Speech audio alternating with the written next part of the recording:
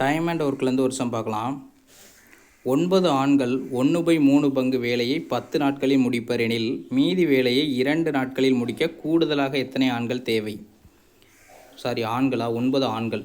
இப்போ பாருங்களேன், 9 ஆண்கள் 10 நாட்களில் கீழே முடித்த வேலையை கீழே எழுதிக்கணும். ஓகேங்களா? 1/3 ஆஃப் ஒர்க்கை முடிச்சிட்டாங்க எனில் மீதி வேலைங்கிறது என்னது? 2/3. அதை கீழே எழுதிக்கலாம். எப்போவுமே முடித்த வேலை, முடிக்க வேண்டிய வேலை இதெல்லாம் கீழே எழுதணும்.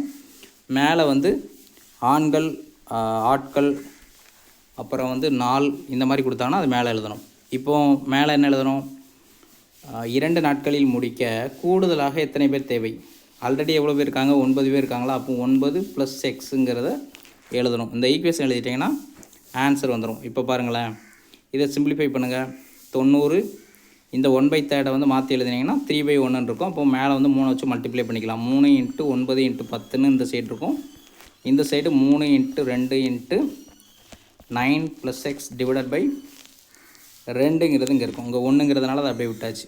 இப்போ இதை மல்டிப்ளை பண்ணிங்கன்னா 270.